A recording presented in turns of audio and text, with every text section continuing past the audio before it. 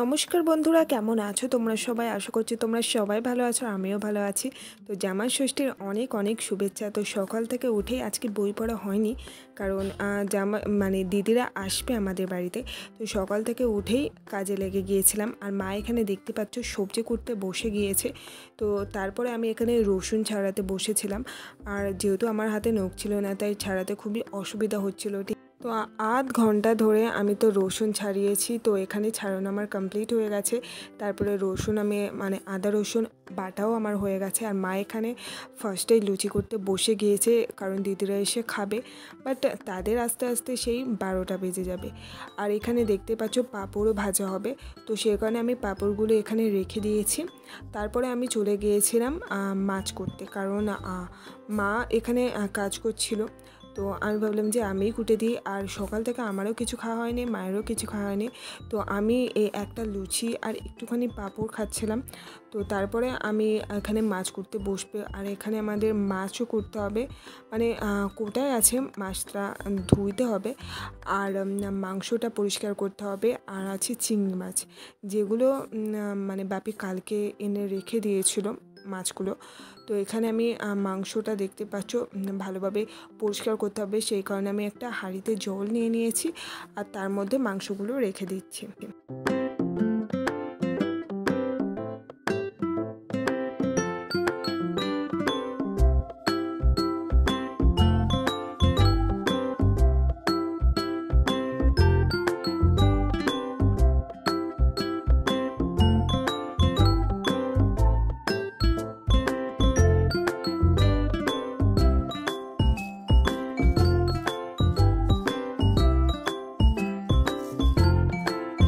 আর তারপরে এই চিংড়ি মাছগুলো ধুয়ে আমি ভালোভাবে পরিষ্কার করে রেখেছি। আর এখানে আমার মেজদি চলে এসছে। আর মেজদি আসতেই আমি এখানে মেজদিকে শরবত জল দিয়ে দিয়েছি। তারপরে আমি স্নান টান করে এসেছি। আর এই ড্রেসটা পরতে আমার তো খুবই অসুবিধা হচ্ছিলো, সেখানে আমি অন্য ড্রেস পরে নিয়েছি। আর আমাদের এখানে রান্নাও কমপ্লিট হয়ে গেছে। মা তো সকাল থেকে অনেক কাজ করেছে, ঠিক আছে। আর এখানে মাংসটা আমরা কিছুটা আলাদা করে রেখে দিচ্ছি। আর এখানে হচ্ছে চিংড়ি মাছের তরকারি, আলু ভাজা হয়েছে, আর মাছের ঝাল হয়েছে, মাংসের ঝাল হয়েছে। আর এখানে দুটো দিদিই চলে এসছে আমার, সবাই বসে গল্প করছে। তো এখন চলো খাওয়া দাওয়া করে নেওয়া যাক। আর ফার্স্টেই জামাইবাবুদের ভাতগুলো গুছিয়ে নিচ্ছিল। তো সব জিনিস আমার মা আর বড়দি গুছিয়ে দিচ্ছিল। তো এখানে সব কিছু দেওয়া হয়ে গেছে। আর এখানে মেজদি তার মেয়েকে খাওয়ানোর জন্য বসেও গিয়েছে। আর দেখতে পাচ্ছি এখানে চাটনিও দেওয়া হয়ে গেছে। আর পাঁপড়টা আমি এখন রেখে দিয়েছি, খাওয়ার লাস্টে দেবো বলে। তো আমাদের এখানে আলু ভাজা হয়েছে, চিংড়ি মাছের তরকারি হয়েছে, কুমড়ো দিয়ে আর চিংড়ি মাছ দিয়ে, আর মাছের ঝাল হয়েছে। তারপরে ওই যে ডাল হয়েছে, আর হয়েছে মাংসর ঝাল, আর চাটনি আছে, পাঁপড় আছে, আর দইটা আমরা নিজেরাই বাড়িতে করেছি, আর সেই দই আছে। তো রান্নাগুলো সবকটা রান্নাই খুব টেস্টি হয়েছে, খুব বলতে অনেকটাই টেস্টি হয়েছে। আর স্যালাডও ছিল, আর লেবুও ছিল, যেটা তোমাদের বলা হয়নি। তো চলো তাড়াতাড়ি আগে খেয়ে নেওয়া যাক।